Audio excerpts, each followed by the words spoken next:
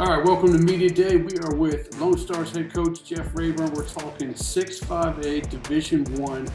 Coach, you talk about last year before we get into this year, and you guys started off district play 0-2 before you reeled off 7 in a row. You think about that district and the familiarity you have with all the other teams, and it really comes down to balls bouncing your way.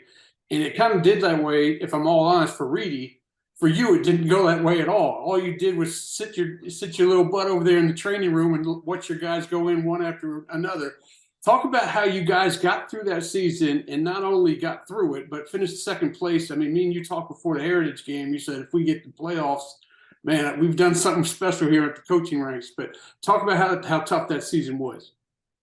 Yeah, it was a season like no other. Was really proud of our kids and the resiliency and of them, and just being able to face all the adversity. And super proud of our coaching staff. May have been the best job our coaching staff has done here at Lone Star. Going to game one and lose our starting quarterback. Going to game two in the second quarter, lose the second quarterback. And so we ended up playing, moving a safety over to quarterback week three. First time he played quarterback since his freshman year.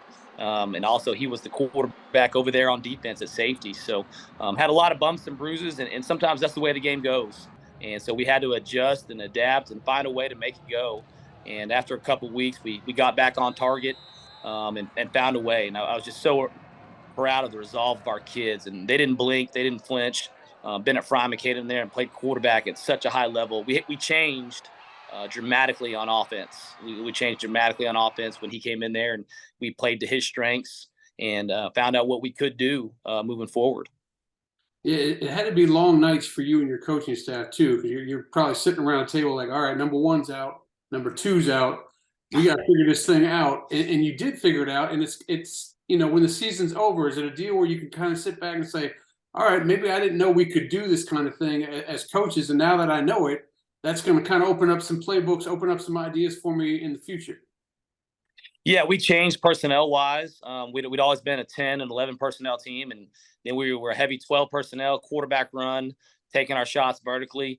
And we put the quarterback in our offense probably at a disadvantage early on in the season when the quarterbacks went down. We tried to do what we always do, and that wasn't very good coaching. And so we found out what our kids could do and what we could do well, and that just kind of blossomed throughout the season. And so defense was a calling card for us, and we ran the football well.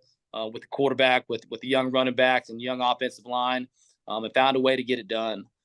So I was really proud of our guys. Let's talk about the quarterback situation for 2023. Obviously, Bennett's gone, Gabe's gone. Who do we have in there, and what should we expect? Yeah, Colin Blackstock was one of the quarterbacks who went down last year. And I couldn't be more excited to have him at the helm leading us at quarterback. He's a big-time quarterback. He's 6'3", 200 pounds. He's the dude. He's the leader. Big, strong-arm kid who's been in our system for a long time, and expect a big-time year out of him. You guys got a lot of younger guys getting experience, and the best thing about that is there'll be more experience for the next year. Shooting that Heritage game, all I heard from the crowd was when Devian Gross got the ball, they started going, he's our freshman. I was like, they don't know what they're talking about. This dude's 6'2". There's no way he's a freshman. They kept saying that. I said, man, they don't even know their own classmates. Then I look it up, and he is a freshman. Talk about Gross and what he might do in the backfield along with some other guys. Yeah, Davian's a special player. He's a special young man, and there's nothing he can't do. He may be the most talented guy to ever come out of this place, which is saying a whole lot with the likes of Marvin Mims and Nick Bolton and Jason Shelley and all the guys that come through here. But he can run it. He can catch it. He doesn't really have a position. We tell him, you're a playmaker. We're going to get you the ball in as many ways as possible, a lot like what we did with Marvin, a lot like what we did with Ashton Genty. We'll line him up all over the field. We'll hand it to him, throw it to him. Whatever we got to do to get him the ball, we're going to let him have it and let him go to work. And you got 3 more years with him, which is, man, if I don't see you smiling now, I don't think I'll ever see you smile. Talk a little bit about the defense, who you might have coming back, and I know you got Trey Yannis coming back, but talk about the rest of them and who might step up for you. Yeah, Trey Yanez and Mo Rusalilo are the heartbeat of our defense. We returned a ton in the box. We graduated 4 guys in the secondary that are all going playing college football, but super excited about having our 2 linebackers, Mo Rusalilo and Trey Yanez, lead us. Those guys are tough. They're physical. They're smart. They played a ton of football for us. We've got Luke Miller up front with Austin Rodriguez and Ephraim Whitaker, Chris Knowles. Got a ton of depth up front. So really excited about that. And got some young guys in the secondary that have really come up through the spring. We always have guys that have played on the JV as sophomores and developed and believed in the process. I've got 2 safeties, and Ian Carr and Levi Griffin, who are going to have big-time years for us. And then I got a corner, Silas Davis, who's going to have a big year for us as well. Let's talk a little bit about the district then. It was a wild ending. I mean, one of a handful of districts that came down to the last game to see who was going to make the postseason, and a 5-3 team didn't make it, as a matter of fact. So talk about how tough it is, and I believe Sherman's going to have the comeuppance this year as well. So you guys have a lot of teams in there that you're familiar with, and it makes for a very interesting finish. What do you think it's going to look like this year? I think you'll see more of the same. I think from top to bottom, our district is really strong. I think the Frisco schools, along with Sherman, are coached so really well, and we all know each other, the ins and the outs, and playing against each other for years. And these kids have been playing against each other for years, growing up in the Frisco Football League in middle school and now in high school.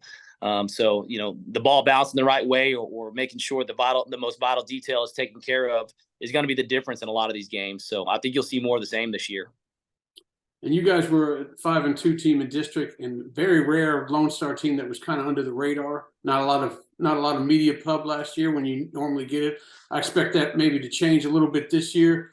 And also the bus drivers in that district's got to be happy. Yeah, I talked to the 7-5A coaches, and they're like, man, we're driving all over the place. You guys hit 3 stadiums, maybe Sherman every other year, and that's got to make the gas mileage a little bit less down there. So being familiar with these teams is got to be an advantage in some ways, right? Yeah, I think it's an advantage, but I also think it's an advantage for them as well because they all know us as well. And so I think you've got to kind of adapt to your personnel a little bit each year, and you've got to come up with a few new wrinkles, and you got to find a way to make yourself just a little bit better. I think just continuing to stay the same each year will put you in a bad position with as good coaches as we play against every week.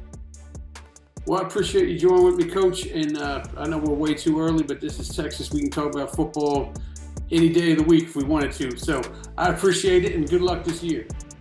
Appreciate you. Thanks for what you do.